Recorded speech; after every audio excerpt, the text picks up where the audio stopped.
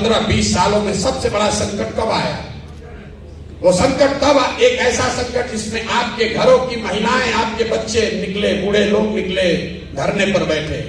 वो संकट तब आया जब सीए एनआरसी इस देश में कानून बनाया गया। जब सीए एनआरसी यहां लागू किया जा रहा था, पूरे देश में मुसलमान लड़ रहे थे। सीए एनआरसी पर को कैसे रोका गया? सीए एनआरसी रुका 2 मई 2021 को। तारीख नोट कर लीजिए, जाकर घर पर फिर से इसका अध्ययन कर लीजिएगा। 2 मई 2021 को, जिस दिन भाजपा को बंगाल में शिकस्त दी गई, उस दिन सीए एनआरसी का हंगामा रुका। तो ईमान की बात करने वाले मुसलमान कोई तो नहीं काटा, हम लोग को कोई ऊपर से नहीं आए। ये क्यों है? क्योंकि आपके मन में राजनीतिक बंधुआ मजदूरी घुसा दिया गया। आपको ये बता दिया गया है कि आपको किसी न किसी के पीछे ही चलना है। आप चाहे कांग्रेस, आप ईमान की बात करने वाले लोग जरा याद कीजिए कि जब बंगाल में लड़ाई लगी, आपको आडवाणी जी का रथ रोकना याद है। ये नहीं याद है कि बंगाल में जब लड़ाई लगी तो कौन रहनुमा आपकी मदद करने के लिए खड़ा हुआ? दीदी के अपने लोग आधे से ज्यादा पार्टी वाले छोड़कर भाजपा के डर से भाजपा में भाग गए। तब लालू यादव नहीं गए थे बंगाल, राहुल गांधी अलग से चुनाव लड़ रहे थे, तब वहां पर वोट कटवा थे। अखिलेश यादव वहां नहीं गए थे। जब दीदी के साथ कोई नहीं खड़ा हुआ, पूरे देश में लोगों ने कहा कि भाजपा वहां जीत कर आ रही है 200 सीट। यही प्रशांत किशोर ने कहा था कि अगर भाजपा को 100 के नीचे नहीं रोके तो जीवन में संन्यास ले लेंगे।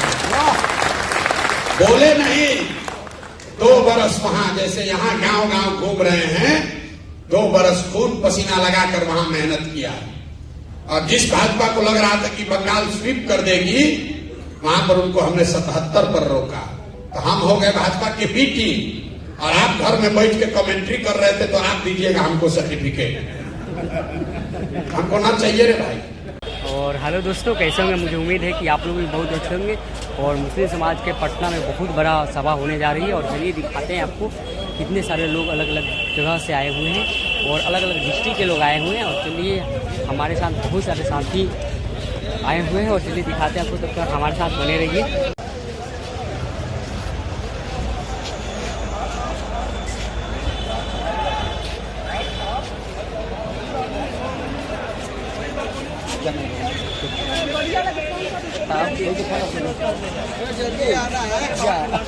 दोस्तों, कितनी सारी गाड़ियां लगी हुई है, कम से कम 600 से 700 गाड़ियां लगी हुई है। और यहाँ पर मुस्लिम समाज की बहुत बड़ा मीटिंग होने वाला है प्रशांत किशोर जी के साथ। और अलग अलग डिस्ट्रिक्ट से लोग आए हुए हैं, और देखिए हमारे जौनसुराज की गाड़ियाँ लगी हुई है। और चलिए दिखाते हैं, ये देखिए जितनी भी आप गाड़ियाँ देख रहे हैं वो सब यहाँ पर मीटिंग होगा। और काफ़ी दूर दूर से लोग आए हुए हैं, और हज भवन है। और हम लोग फोटो लेगा ना भाई।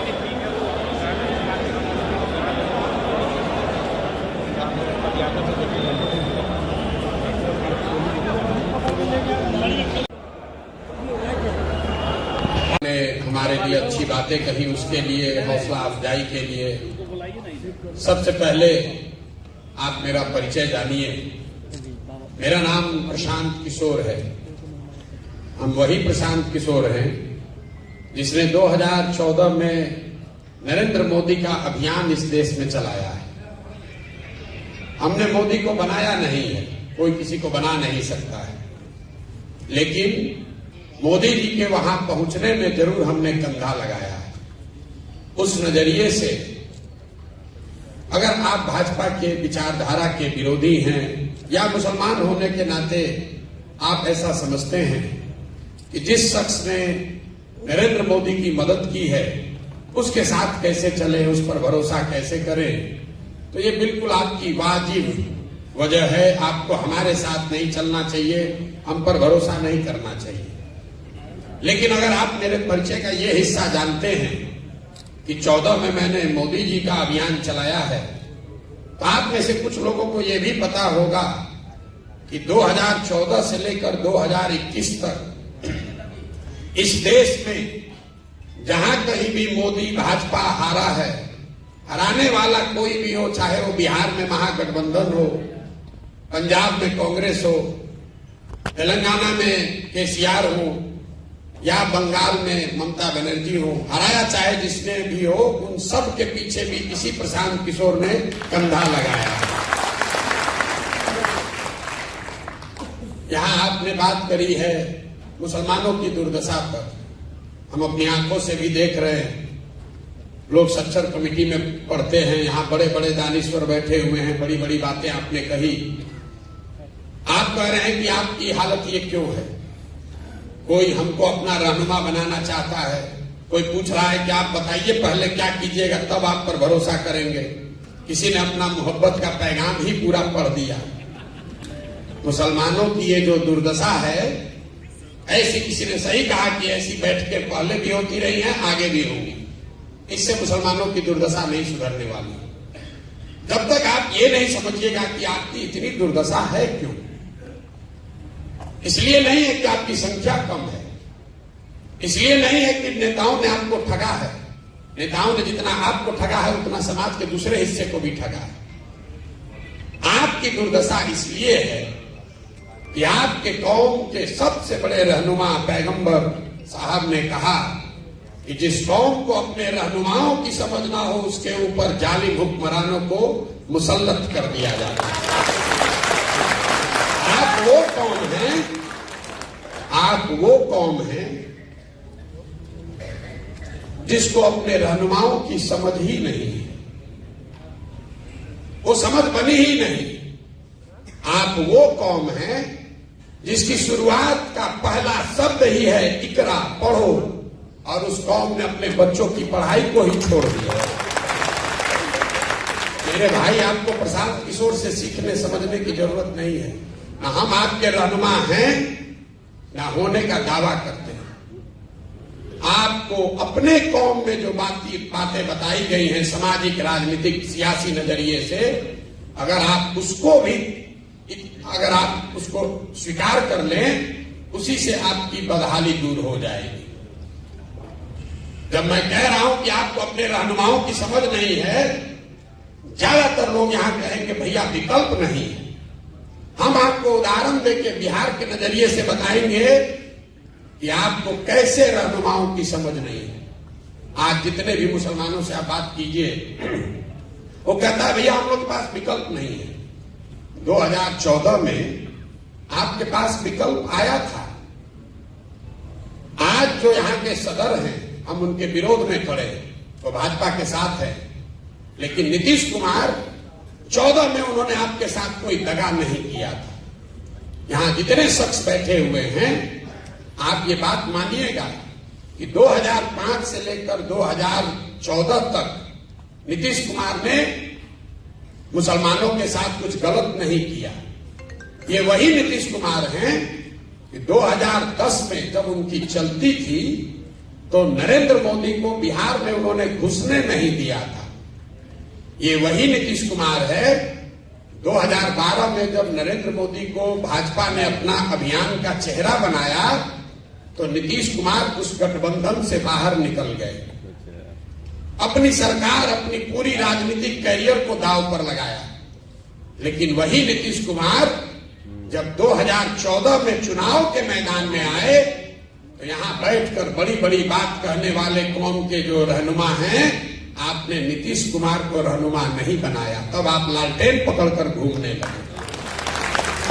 मेरे भाई, अगर आप दगा करोगे तो आपके साथ भी कोई दगा करेगा। आपने नीतीश कुमार के साथ भलाई का काम नहीं किया तो नीतीश कुमार अगली बार जीत कर आया जब 15 में आपके वोट से, हम नीतीश जी के साथ थे, हमने महागठबंधन बनवाया था। नीतीश जी आपको हमेशा कहते थे प्रशांत जी कुछ भी कह लीजिए, मुसलमान हम लोग के साथ रहेगा नहीं। तो जैसे ही उनको मौका लगा, आपको ठग कर भाजपा की ओर चला गया। लेकिन मुसलमानों की राजनीतिक सलाहियत को आप देखिए, वही नीतीश कुमार अभी 1.5-2 साल पहले फिर भाजपा को छोड़कर महागठबंधन में आ गए, इंडिया अलायंस बनाए, और सारे मुसलमानों को लगा कि कि अब यही नया रहनुमा है जो हम लोग को देश में बचाएगा।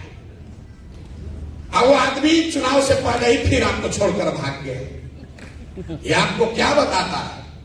जब आपको नीतीश कुमार को रहनुमा बनाना था तब आपने उनको माना नहीं, जब उस पर भरोसा नहीं करना था तब आपने उसको रहनुमा बनाकर उन्हीं के कहने पर इंडिया अलायंस के भरोसे देश का चुनाव लड़ने वाले थे। पता चला चुनाव से पहले ही भाग गया। ये तो भला हो कि चुनाव से पहले भागा, लेकिन अगर नहीं भागे होते तो हम आपको लिख के देते। यहाँ जितने जितने दानीश्वर मुसलमान बैठे हो, समझदार बौद्धिक तौर पर प्रबुद्ध लोग, सब लोग जाकर आप लोग नीतीश को वोट देते हैं। जीतने के बाद वो आदमी भागता। तो आपका जान बच गया कि इस बार वोट लेने से पहले ही भागता। मैं आपको ये क्यों बता रहा हूं? आप वो कौम है जहां अभी भागे हैं वहां भागते, खाली चुनाव के बाद भागते।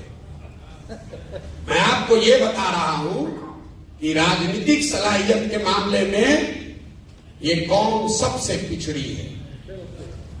आपसे ज्यादा राजनीतिक समझदारी दलित समाज को भी है, अति पिछड़े समाज को भी, किसी भी समाज को आपसे ज्यादा राजनीतिक सलाहियत है। तो यही बात तो मैंने आपको कहा कि पैगंबर साहब ने कहा कि जिस कौम को अपनी रहनुमाओं की समझ ना हो उसके ऊपर जालिम हुक्मरानों को मुसल्लत किया जाता है। बात अगर पैगंबर साहब ने कही है तो गलत नहीं हो सकती, लेकिन आप अपनी सुविधा अनुसार उसका आधा लाइन पढ़ रहे हैं। आज के हुक्मरान जालिम है ये तो आप पढ़ रहे हैं, उस पर चर्चा कर रहे हैं, लेकिन किस गलती से ये जालिम हुक्मरान आपके ऊपर मुसल्लत किए गए हैं ये नहीं समझना चाहते। इसीलिए आपकी ये दुर्दशा। अब प्रशांत किशोर का आपको रहनुमा दिख रहा है, कोई कह रहा है कि आप बताइए आप कितना हक दीजिएगा, क्यों आप हमसे हक मांग रहे हैं? आपकी अपनी ताकत नहीं है। 18% की आबादी का जिसका दावा कर रहे हैं, जिसका दम्भ भर रहे हैं, 18% की आबादी में कोई लड़का नहीं है जो यहां बैठे और यहां हिंदू समाज के लोग बैठकर कहें कि आप हमारे रहनुमा हो जाइए। कोई तो नहीं कह रहा। हम लोग तो कोई ऊपर से नहीं आए। ये क्यों है? क्योंकि आपके मन में राजनीतिक बंधुआ मजदूरी घुसा दिया गया है। आपको ये बता दिया गया है कि आपको किसी न किसी के पीछे ही चलना है। आप चाहे कांग्रेस के पीछे चलिए या राजद के पीछे चलिए। अब आपको लग रहा है प्रशांत किशोर के पीछे चले। मेरे भाई, किसी के पीछे चलोगे तो आपके साथ धोखा होगा ही होगा। प्रशांत किशोर के साथ चलिएगा तो भी धोखा होगा। जन सुराज अभियान में हम आपको ये नहीं कह रहे हैं आकर हमको वोट दे दीजिए, हमको बना दीजिए, हम आएंगे सबका चिंता कर लेंगे। जिस कौम में लोग अपनी चिंता नहीं कर रहे हैं, जिस कौम में लोग अपने बच्चों की चिंता नहीं कर रहे हैं, उसकी चिंता प्रशांत किशोर कैसे कर लेंगे? कैसे कर लेंगे आप बताइए? हम गांव में चलते हैं, जो मुसलमानों के बड़े गांव हैं, एक जो नई चीज हमने देखी, जो मुसलमानों के बड़े गांव हैं जिसकी आबादी 3000 से ज्यादा है, वहां बिहार तो पूरा ही गरीब बदहाल है, लेकिन जो मुसलमानों के बड़े गांव हैं वहां पर मुझे सबसे ज्यादा गरीबी फटहाली दिखी। मुझे बाद में जब कुछ महीने चल लिया तो मैंने इस बात को गौर किया कि भाई ऐसा कैसे है कि जो बड़े मुसलमानों के गांव हैं उनकी हालात मिक्स्ड आबादी वाले मुसलमानों के गांव से या मुसलमानों के छोटे गांव के मुकाबले ज्यादा खराब है। ऐसा क्यों है? ऐसा इसलिए है, जब हमने उसका अध्ययन कराया तो ये पाया कि जो मुसलमानों के 3000 से ज्यादा आबादी वाले गांव हैं उनको सियासी तौर पर, राजनीतिक तौर पर चिन्हित कर लिया गया है। तो जब कोई जदयू का, भाजपा का विधायक जीत कर आता है तो निश्चित करता है कि उस गांव की ओर मुंह भी न करे, वहां जाए भी न, वहां काम भी न करे। लेकिन अगर वहां कोई आरजेडी का जीत कर आ गया, कांग्रेस का जीत कर आ गया, तो कहता है ये तो 3000 वोटवा अपने हाथ में है, जाएगा कहां? बगल के गांव में काम करा। उनकी यह हालात, अगर हमारी बात पर आपको भरोसा नहीं है तो यहां पर जितने लोग बैठे हुए हैं, आप चंपारण में चलिए, बिना आंकड़ा देखे हुए, चंपारण में सबसे पिछड़ा अगर कोई प्रखंड है तो मझौलिया प्रखंड है, क्योंकि वहां मुसलमानों की आबादी सबसे ज्यादा है। आप सीतामढ़ी चलिए, वहां का सबसे पिछड़ा प्रखंड अगर कोई है तो बरगेनिया है, क्योंकि वहां 1 लाख से ज्यादा मुसलमान है। दरभंगा में, मधुबनी में बिना आंख बंद करके किसी जिले का जो सबसे पिछड़ा प्रखंड है उस पर उंगली डालिए, वहां पर मुसलमानों की संख्या सबसे ज्यादा होगी। और आपको दिख ही नहीं रहा। आप वोट दिए जा रहे हैं, 30-40 साल से वोट दिए जा रहे हैं। लोग कोई किसी को वोट क्यों देता है? वोट देने के 3 ही कारण है। आप वोट देते हैं अपना और अपने बच्चों के विकास के लिए। दूसरा, आप वोट देते हैं अपनी राजनीतिक भागीदारी के लिए। तीसरा, आप वोट देते हैं अपने राजनीतिक विरोधी को हराने के लिए। आप प्रशांत किशोर धर्मस्वराज को छोड़िए, पिछले 30-35 साल से आप जो कर रहे हैं उसको जरा इन 3 कसौटियों पर कस कर देखिए। यहां बैठा हुआ कोई मुसलमान नहीं कह सकता है कि 30 साल से राजद को, लालटेन को वोट देने से आपके बच्चों का विकास हुआ है। कोई नहीं कह सकता। अभी एक्स एमएलए साहब ने कहा लालू जी के राज में आवाज मिली। बिल्कुल मिली, वो सिर्फ मुसलमानों को नहीं मिली, जितने सामाजिक तौर पर गरीब और पिछड़ा है सबको मिला, और उसके लिए लालू जी का सम्मान होना चाहिए। हम रोज मन से कहते हैं, मुसलमानों के भी गांव में, हिंदुओं के भी गांव में। लेकिन लालू जी ने जिन वर्गों को आवाज दी उनके बच्चों को पढ़ाई की व्यवस्था नहीं कराई। लालू जी ने जिन वर्गों को आवाज दी उनको कभी जमीन नहीं दिया। यहां बिहार में भूमि सुधार नहीं लागू किया। लालू जी ने जिनको आवाज दी उनको पैसा पूंजी इनका व्यवस्था नहीं कराया। नतीजा क्या हुआ? आप भीड़ में लालू जी की आवाज बन के रह गए, आपके बच्चों को पढ़ाई रोजगार नहीं हुआ। तो जो काम उन्होंने किया है उसके लिए सम्मान होना चाहिए, लेकिन जो काम नहीं किया उसका भी विवेचना होना चाहिए। आप 30 वर्ष से लालू जी को वोट देते हैं, आंख बंद करके देते हैं, आप कुछ भी दावा करेंगे, सब जानता है। आपको विकास नहीं मिला। मुसलमान कहता है भैया इससे कोई बात नहीं, चलिए कम से कम लगता है कि हम लोग का अपना दल है, भागीदारी हमको है। आप अपने भागीदारी का आलम देखिए। बिहार में जनसंख्या के हिसाब से आपके 40 एमएलए होने चाहिए, हैं 19। ये कोई चिंता का कारण नहीं है मेरी नजर से। ज्यादातर लोग कहेगा भैया हम लोग को टिकट नहीं मिलता इसलिए हम लोग का विधायक कम है। ज्यादातर लोग उसी नजरिए से इस बात का विवेचना करते हैं। मेरे लिए चिंता का कारण नहीं है कि एमएलए 19 है। चिंता का कारण यह है कि आबादी के हिसाब से आपके 1650 मुखिया होने चाहिए। बिहार में 1200 से कम मुखिया मुसलमान है। आबादी के हिसाब से 27,500 आपका वार्ड सदस्य होना चाहिए। बिहार में 11,000 से कम वार्ड सदस्य मुसलमान है। उसके लिए आपको किसी लालू यादव की, प्रशांत किशोर की जरूरत नहीं है। मुखिया का चुनाव लड़ने के लिए, वार्ड सदस्य का चुनाव लड़ने के लिए किसी दल की जरूरत नहीं है। ये क्या दिखाता है? ये दिखाता है कि आपके मन में वो राजनीतिक जो बंधुआ मजदूरी, आपका आत्मविश्वास खींच लिया गया है। आपके और आपके समाज से बच्चे जो हैं वो राजनीति में आ ही नहीं रहे हैं। तो जब आप राजनीति में आ ही नहीं रहे हैं तो आपके हक की चिंता होगी कैसे? जब आपके बच्चे वार्ड सदस्य नहीं बन रहे हैं, आपके बच्चे मुखिया नहीं बन रहे हैं, जिला पार्षद प्रमुख नहीं बन रहे हैं, तो एक दिन में राज्यसभा में एमपी और मुख्यमंत्री कैसे बन जाएगा? समाज ने उसकी चिंता नहीं की। आप वो कौम हैं जो मदरसे चलाते हैं, यतीम खाने चलाते हैं, लेकिन यहां जितने लोग बैठे हुए हैं आप मुझे बताइए, कोई मुसलमानों की ऐसी संस्था, कोई ऐसा प्रयास जहां आप अपने बच्चों को राजनीति सिखाते हैं? आपका मुकाबला है आरएसएस से, संघ से, जो हर दिन देश में 1 लाख से ज्यादा शाखा लगाता है। बच्चों को अभी से सिखा रहा है, उनकी विचारधारा सही हो या गलत, अपनी विचारधारा को बताने के लिए वो देश भर में 1 लाख शाखा लगा रहे हैं। और आप क्या कर रहे हैं? आप बैठ के इंतजार कर रहे हैं कि कोई गठबंधन आए, कोई रहनुमा आए तो हम लोग का तार दे। कैसे होगा रे भाई? आपके कौम में यह लिखा गया है कि बिना जद्दोजहद के जीवन में कुछ हासिल नहीं होता। सलाहियत के लिए, इल्म के लिए, लोगों ने मुझे कहा कि उस जमाने में पैगंबर साहब ने कहा कि अगर चीन जाना है तो चीन भी जाओ, और आज तो आप अपने घर से निकलकर जद्दोजहद करने को नहीं तैयार। आप सोच रहे हैं कि कोई तेजस्वी, कोई प्रशांत किशोर, कोई राहुल गांधी हमारा कौम को उतार दे, हमको आगे बढ़ा दे। कैसे संभव है? नहीं संभव है। अब आप कहिएगा कि भैया हमारी तो संख्या नहीं है, हमारी संख्या नहीं है, हम कैसे चुनाव जीतेंगे? जन स्वराज वही आपको फॉर्मूला दे रहा है। हम आपको यहां फॉर्मूला बताते हैं, रोज कैमरे पर भी कहते हैं। आपको लग रहा है कि किसके साथ गठजोड़ बनाए, कौन सा राजनीतिक समीकरण बनाएंगे हम चुनाव जीतेंगे? भैया हम लोग खड़े हो जाए तो किसके साथ चले कि हम लोग चुनाव जीतेंगे? हम आपको उसका फॉर्मूला बता रहे हैं।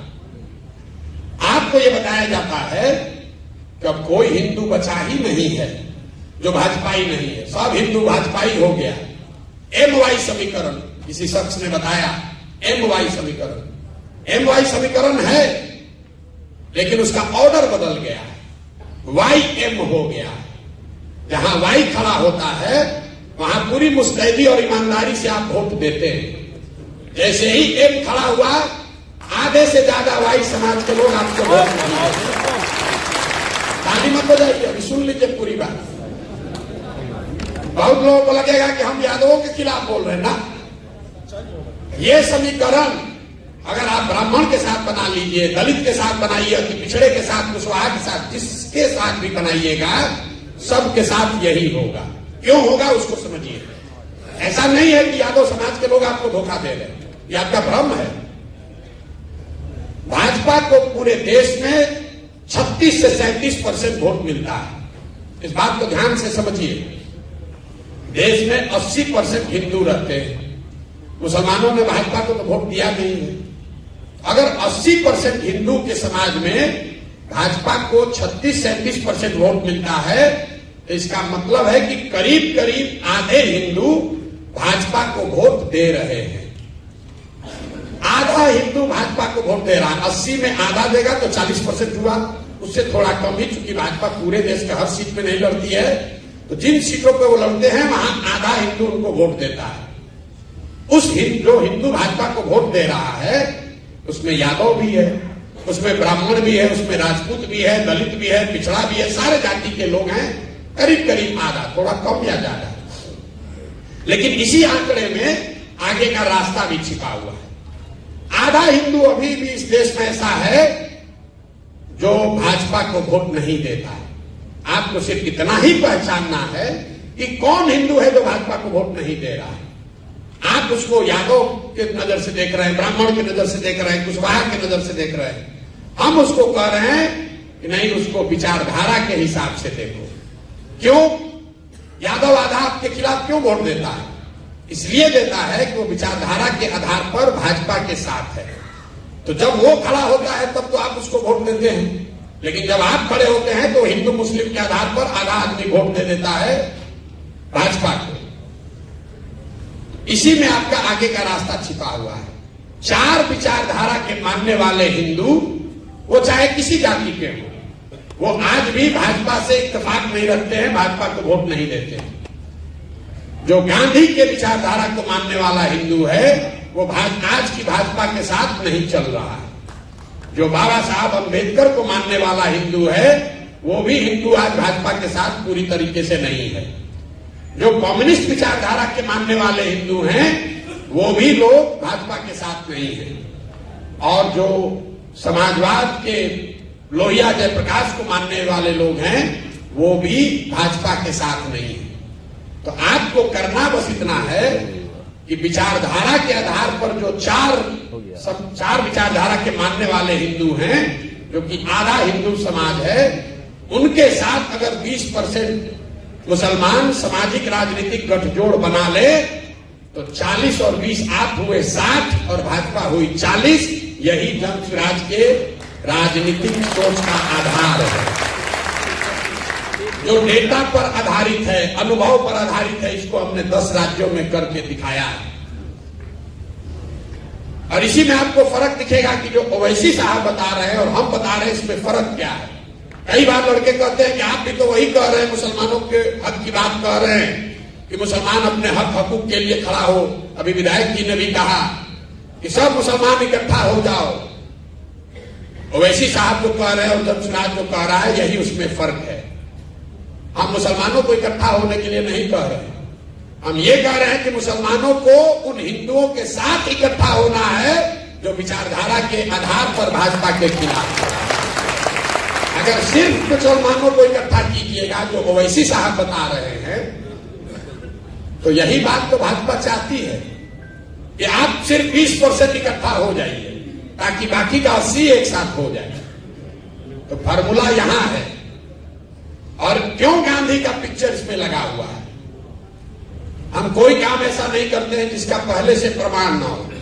आजादी से पहले बाबा साहब, कम्युनिस्ट के जितने लीडर थे, जितने समाजवादी लीडर थे, जितने कांग्रेसी थे, उन सबको किसी एक विचारधारा, एक व्यक्ति ने एक सूत्र में बांधा, तो उसका नाम है महात्मा गांधी। इसलिए इस पूरे अभियान में सिर्फ और सिर्फ गांधी ही है कि इनके ही, वो गांधी में ही ताकत है, उस विचारधारा, उस शख्स में ताकत है कि इन 4 विचारधारा के मानने वाले हिंदुओं को इकट्ठा करे, और उसके बाद अगर आपके साथ उसको जोड़ दिया जाए तो आपके पास विचारधारा भी होगी और आपके पास वो संख्या भी होगी ताकि आप राजनीतिक लड़ाई लड़े और जीत सके।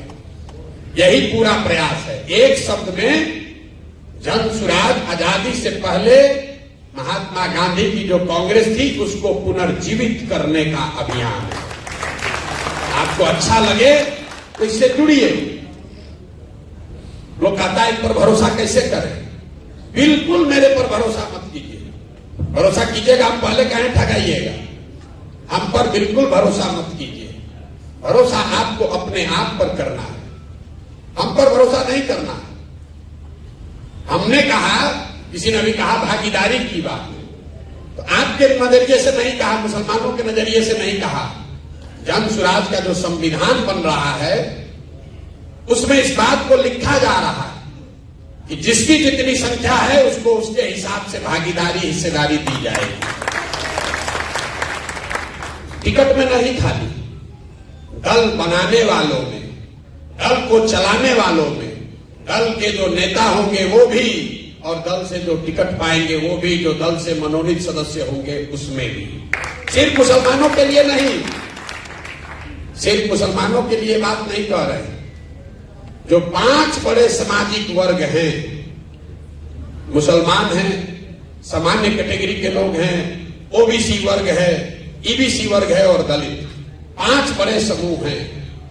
तो ये तय किया गया कि इनको बराबर की हिस्सेदारी दी जाए। तो जन सुराज का जो मुखिया बनेगा, पहले घोषित है कि प्रशांत किशोर उसके नेता नहीं हो सकते।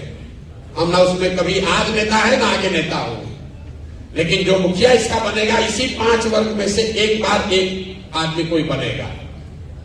अगर एक बार दलित समाज का नेता बना तो अगली बार जो बाकी के 4 बच गए उनमें से बनेगा। तो 5 बार में एक टर्म मुसलमानों का भी होगा। ना आपको आपकी आबादी से ज्यादा, ना आपको आपकी आबादी से कम। यहां बिहार में करीब करीब 65 विधानसभा ऐसी है जहां 50,000 से ज्यादा मुसलमान हैं, और वहां ज्यादातर 2/3 से ज्यादा उन सीटों पर हिंदू विधायक जीत कर आए हुए। वो क्यों आए हुए? कोई हम आके थोड़ी ना आपका वोट काट लिए, ऐसा नहीं है कि हम आपका वोट काट लिए। मैं आपको उदाहरण के तौर पे बताता हूं। यहां कोई मधुबनी का कोई बैठा होगा, मधुबनी शहरी क्षेत्र में कितने मुसलमानों का वोट है? 1,10,000। वहां पर वैश्य समाज के 9,000 लोग रहते हैं। आरजेडी ने वैश्य समाज के किसी व्यक्ति को वहां टिकट दिया। वैश्यों में कम से कम 50% लोगों ने तो हिंदू होने के नाम पर भाजपा को वोट दिया ही होगा। वहां पर आप कहिए हमारे पास विकल्प नहीं था। मधुबनी में अब्दुल्ला साहब हैं जो अभी डिप्टी मेयर है ना, अमरुल्ला साहब जो वहां पर डिप्टी मेयर है, वो चुनाव में खड़े हुए इंडिपेंडेंट कैंडिडेट के तौर पर, और 1,10,000 मुसलमानों की आबादी वाले मधुबनी में उनको 8,000 या 9,000 वोट आए। अब आप बताइए कि जब आप अपने हक के लिए नहीं खड़े हो रहे तो कौन आपको हक ला कर दे देगा? वहां पर तो सिर्फ अपने ही बल पर आप जिता कर ला। ढाका में 60% मुसलमान है, वहां पर जीतकर कौन आए हैं? पवन जायसवाल वहां पर विधायक है। परिहार में, सुरसंड में हम आपको 100 ऐसे एग्जाम्पल गिना देंगे। आप हम पर भरोसा मत कीजिए, आप अपने आप पर भरोसा कीजिए। आपके समाज से जो लोग आकर लड़ रहे हैं, जन सुराज के बैनर से लड़ रहे हैं, उनकी मदद कीजिए। हम आपकी आबादी के हिसाब से जनसुराज तो लड़ाएगा मुसलमानों को, उसमें कहीं कोई आपको पैरवी की जरूरत नहीं है, इस मजलिस की जरूरत नहीं है। आप वोट दीजिए चाहे मत दीजिए, और ये आप ही के लिए नहीं है। आप तो शायद हमको दे ना दे, बहुत लोग आके हमको कहता है भैया यादव तो वोट नहीं देगा। हम आपको मन से कह रहे हैं अगर 15% यादव है तो 15% जनसुराज में यादव समाज के लोग भी लड़ेंगे। हम उसमें कोई गलती नहीं करेंगे। हमने ये भी कहा, अब आपको आगे बढ़ के कहते हैं, अगर आपको लगता है कि आरजेडी आपका रहनुमा है, एक बार उनको ये कह दीजिए, जहां पर भी आपके मुसलमान विधायक हैं अभी आरजेडी से, हम जनसुराज वहां से मुसलमान नहीं लड़ाएगा, ले लो, ये भी लिख के ले लो। हम आपका वोट नहीं बांटना चाहते हो, दे के दिखाएं जरा। आपको बात समझ में नहीं आई? हमने ये कहा कि हम तो 40 देंगे ही देंगे, 18% के हिसाब से 45। इसके अलावा अगर कहीं आपका विधायक है, आरजेडी रिपीट करती है, तो हम खुले मन से दावा कर रहे हैं हम वहां मुसलमान नहीं लड़ाएंगे। आपकी काम इनको दम नहीं है, अरे ये इनको दम नहीं है। आप मेरे भाई किरासन तेल हैं, आप किरासन तेल हैं, बुरा नहीं मानिएगा। जल आप रहे हैं, रोशनी कहीं और हो रही है। जल आप रहे हैं, रोशनी कहीं और हो रही है। तो एक बार अपने और अपने बच्चों के लिए सजग होइए, अपने बच्चों के लिए सजग होइए। कोई प्रशांत किशोर आपके और आपके समाज की तकदीर नहीं बदल सकता है। मौलाना आजाद पंडित नेहरू के कांग्रेस में नहीं थे, मौलाना आजाद उस कांग्रेस में थे जिसमें पंडित नेहरू भी थे। मुसलमानों को ये पीछे चलने की आदत लग गई है। अब कह रहे हैं प्रशांत किशोर के पीछे चलेंगे, हमारा पीछे चल के क्या कीजिएगा? और आप कहते हैं कि हमारा वोट बैंक की तरह इस्तेमाल होता है। इस्तेमाल इसलिए होता है कि आपकी वही मानसिकता है। आप हमसे आए हैं सौदा करने कि हमको टिकट दीजिए, हम आपको वोट देंगे। हम आपको कह रहे हैं हम आपको वोट आपका हमको नहीं चाहिए, आप टिकट ले लीजिए, आप वोट जाके लालटेन को एक बार और दे दीजिए। लेकिन जीतेगा जनसुराज ही। इसलिए नहीं कह रहे हैं कि हमको बहुत अभिमान है, इसलिए कि आपके ही पैगंबर साहब ने, आपके कौम में ये बात बताई गई, ईमानदारी से किया हुआ प्रयास जद्दोजहद कभी खाली नहीं जा सकता। और हम 2 बरस से ईमानदारी से वो प्रयास कर रहे हैं, गांव गांव जा रहे हैं। जितना किसी ने पसीना न बहाया हो उतना पसीना बहाने आए, उतना मेहनत कर रहे हैं। मुसलमानों की हालत देखिए।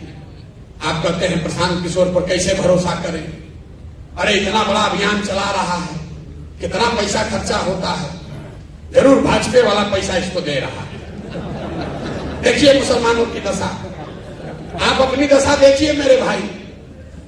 आप ये कह रहे हैं कि भाई इतना बड़ा अभियान चला रहा है, जरूर भाजपा वाला पैसा दे रहा होगा। मेरे भाई आप 30 बरस से राजद को वोट देते हैं।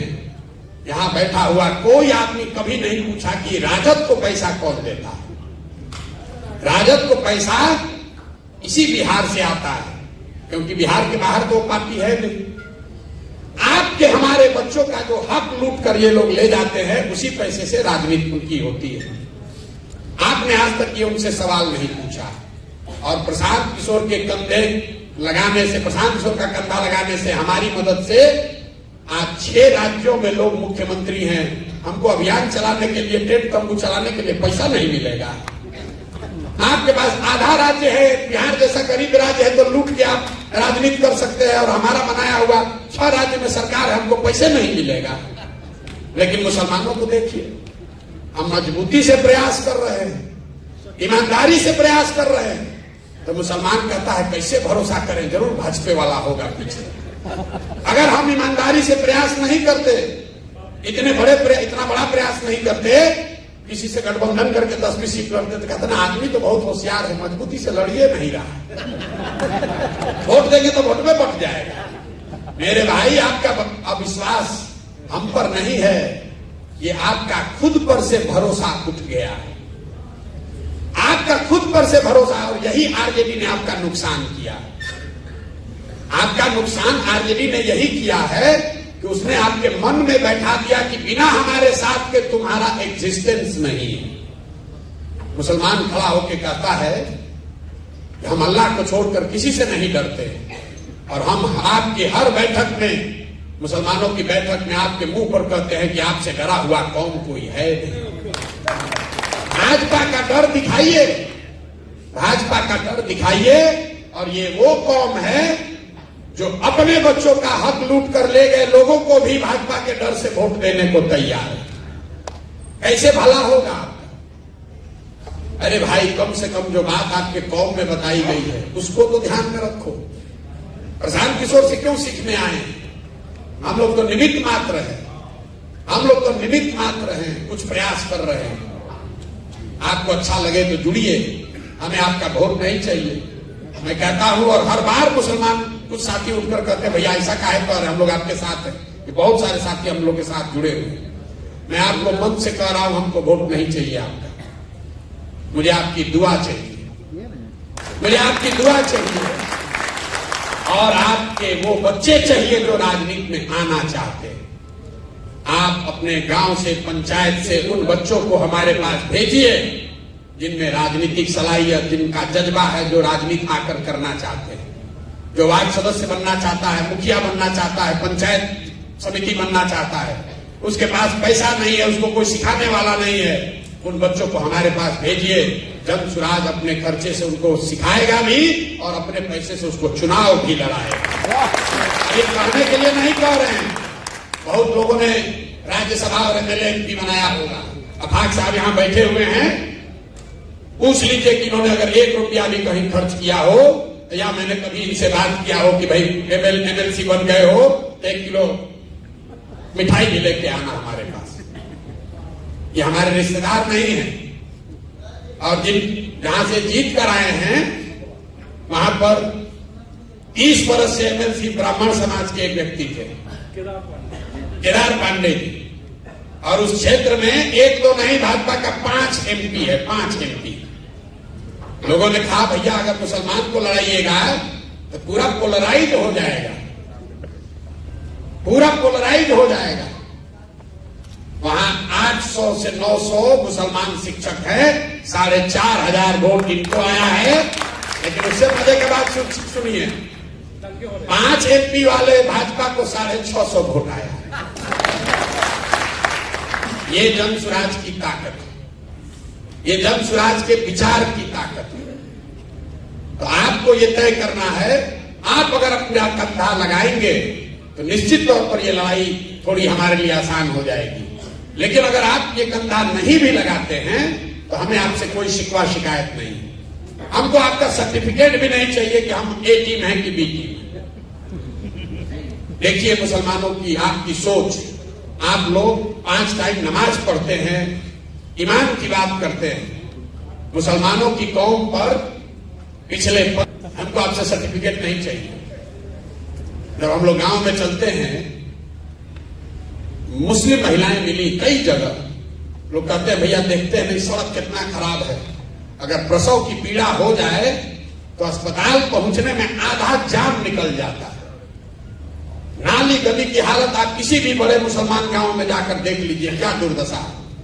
अस्पताल स्कूल की तो बात ही मत कीजिए। जब बहुत लोगों से सुन लेते हैं तो मैं उनसे पूछता हूं कि अभी 1.5 बरस तक सड़क के मंत्री कौन थे? तेजस्वी यादव। नाली गली ग्रामीण कार्य मंत्री कौन थे? तेजस्वी यादव। अस्पताल का मंत्री कौन था? तेजस्वी यादव। शिक्षा का मंत्री कौन है? चंद्रशेखर यादव, वो भी लालटेन में की। किसने रोका था उनको 1.5 बरस में आपके गांव में सड़क बनाने से? ये बता दो। और अगर उन्होंने नहीं बनाया, ये उनकी गलती नहीं है। गलती ये है कि उन्होंने नहीं बनाया, इसके बावजूद आपने सबने जाकर फिर उसी लालटेन को वोट दबाया। आपको अपने महिलाओं की, बच्चों की चिंता नहीं है। भाजपा के डर से जाकर लालटेन का बदुआ मजदूरी कर रहे हैं और सोच रहे हैं कि कोई आकर हम लोग को सुधार देगा। नहीं सुधरेगा। जब आप खड़े होंगे, आप सजग होंगे तो सुधरेगा। जन सुराज से आपको क्या मिल सकता है?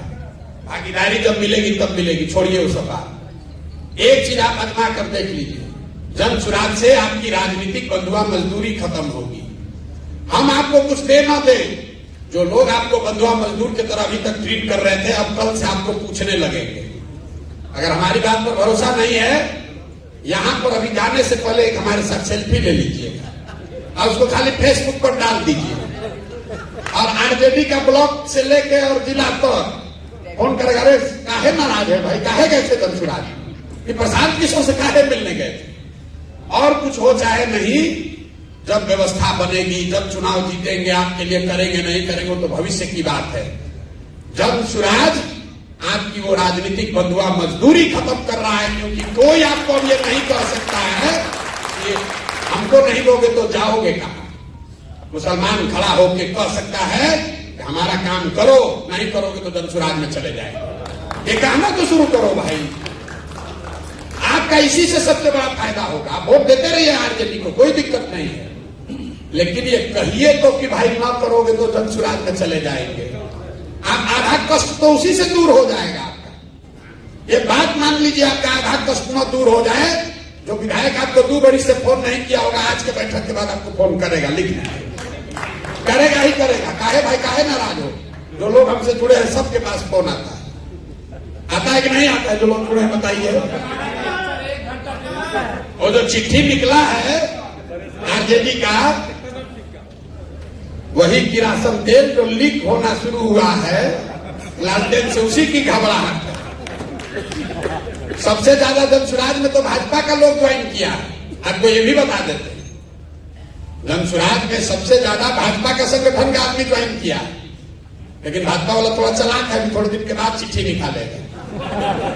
लेकिन लालटेन वाले देख रहे, कह रहे बाप रे, किरासन तेल सब निकला, अरे तो सब मुसलमान यहाँ छोड़ के भागने लगा। क्योंकि 30 वर्ष से आपको विकल्प के अभाव में बंधुआ मजदूरी आपसे कराई गई है, उससे निकलिए।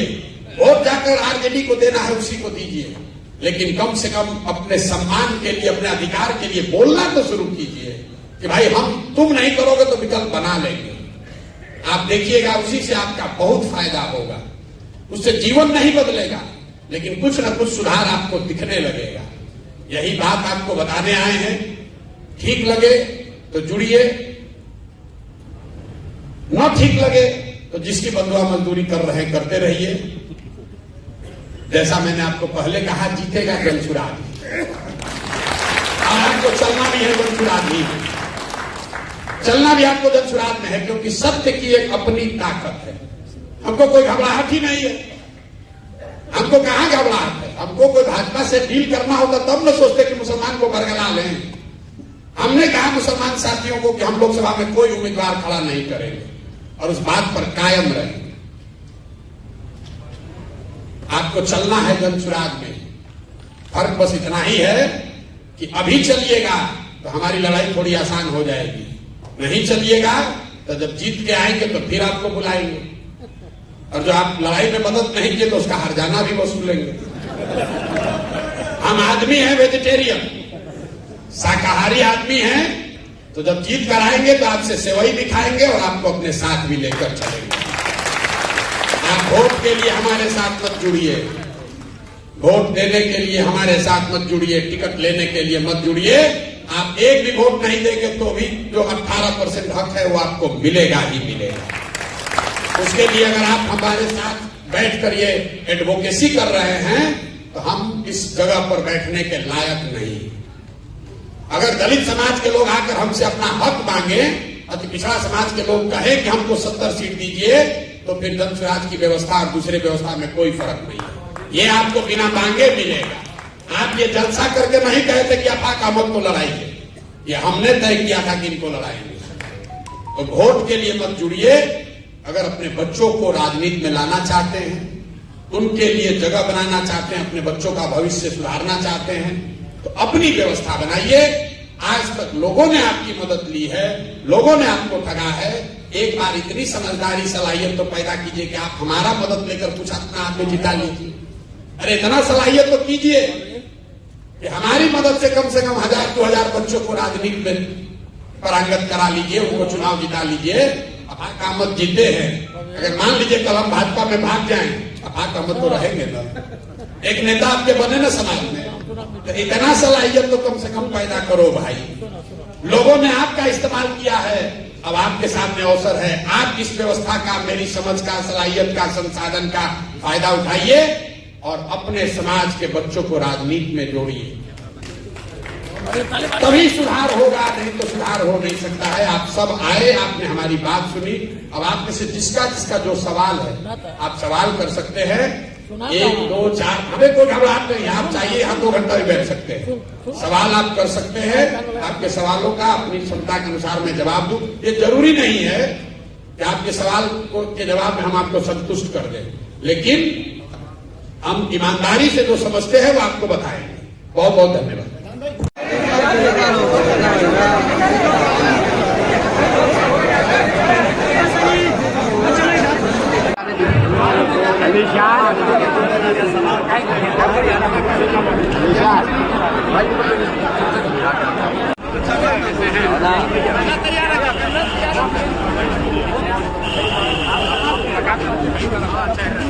देखिए दोस्तों, मुस्लिम समाज के साथ मीटिंग थी और ये पटना में ही था और बहुत ही अच्छा मीटिंग चला। और हमें कमेंट करके बताइए कि ये वीडियो कैसा लगा। और काफ़ी लोगों ने, मुस्लिम समाज के लोग आरजेडी से परेशान होकर काफ़ी लोग चल रहे हैं, हमें कमेंट करके बताइएगा वीडियो कैसा लगा।